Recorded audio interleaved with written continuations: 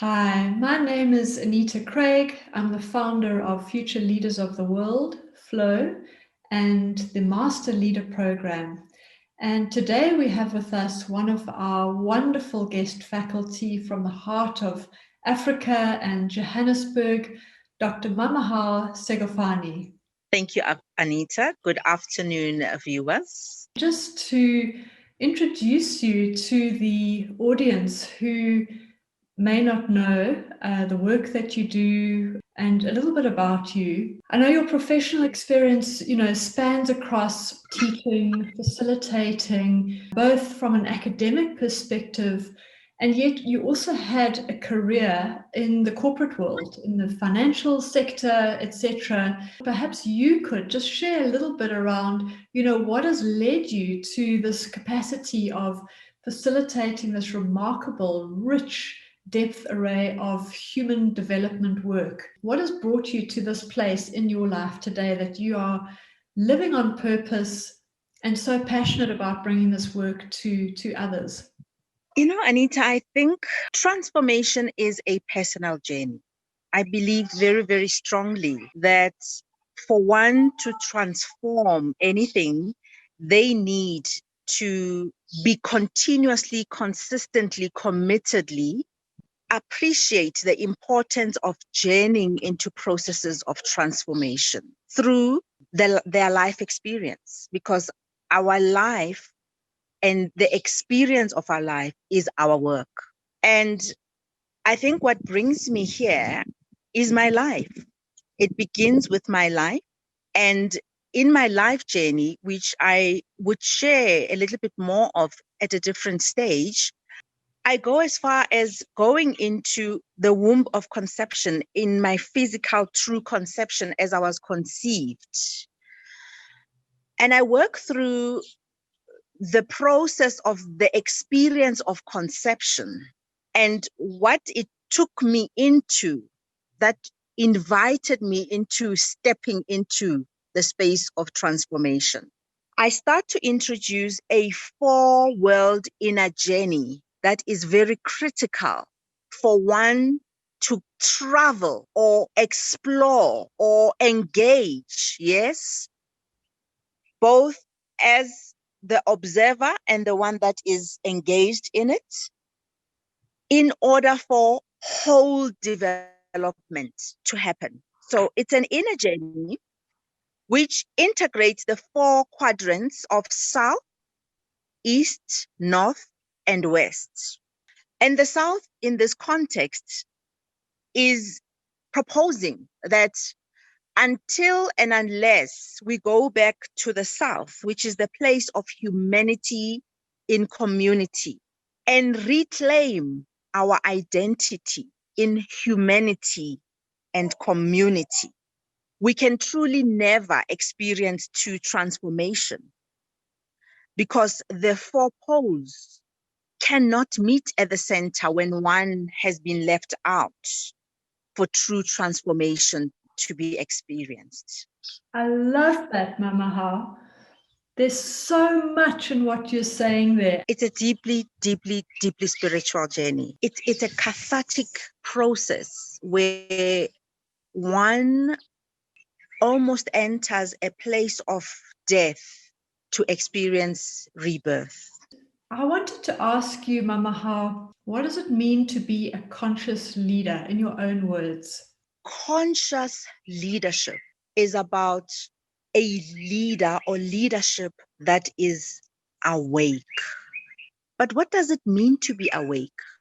Being awake is about the understanding of how do I show up as a leader in my being? How do I demonstrate the beingness? In other words, the humanness, because being is the human aspect of it. And we cannot divorce conscious leadership from your ability to be human. And consciousness begins from awakening the intelligences from within, held by the spiritual intelligence. And therefore, as you do that, the ego finds itself moving away and out because it has no space to exist. Thank you, Mamohau. Why would you say it's important for any organization, particularly at this time, to develop conscious leaders? If we look at what is happening globally, socially, economically, politically, educationally, health, we can see that we are working through a different time with unique challenges. We can see that there is a need for a new kind of leadership. Because if the same leadership that has brought us here was still relevant, we wouldn't find ourselves where we are. So I would say organizations need to develop conscious leadership, first of all, if they want to remain relevant. And leaders will need to understand not just how to navigate exponential change, but they need to understand how to navigate the complexity of the human system. You want to create the type of organization that can navigate any type of complexity, that has resilience, yes, while also being vulnerable, that has autonomy to make decisions, so that together you can co-create the new as change happens, and happens without a huge announcement being made that we are now going to have a pandemic.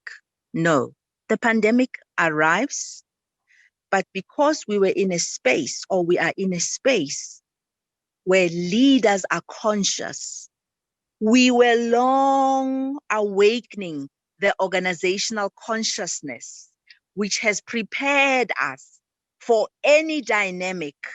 We are resilient.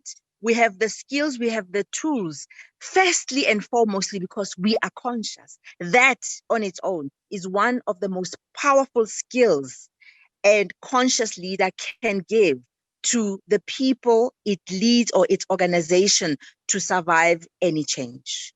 So tell me, Mamohau, in your opinion, how has COVID affected the world of work and the needs of leadership? I think COVID, first of all, has helped us to appreciate that nothing is certain on this planet. COVID has shown us more than ever. Methods that we have used up to now have taken us this far. There is now an invitation to explore new frames, new methodologies, new processes that focus on this aspect of unlocking, untapping, awakening to my consciousness, to do the same for the entire ecosystem, that we may move and sustain ourselves. Thank you. That's such a powerful message and note. And a final note. Is there any parting message that you would like to leave our viewers with participants who might still be considering joining on this program? What would your message be to them? My message is, and Margaret Mead comes to mind at this point, where she says, never underestimate the power of a small group of people to change the world. And so my message is, participants, organizations, leaders in Africa and the globe, reclaim your identity, understand your mandate for existence. And when you do that, you will understand why, more than ever, you cannot miss a program such as this now, because you are positioned to bring about the solutions. Mahatma Gandhi says, you must be the change that you want to see in the world. We can never, ever truly experience again true transformation until and unless we are involved and participating in it. So I am encouraging each and every person, in Nike's words, just do it. This is the time. The time is ripe. Please, I look forward to meeting and working and collaborating with all of you. Thank you. Beautiful. So come and join us. What an invitation.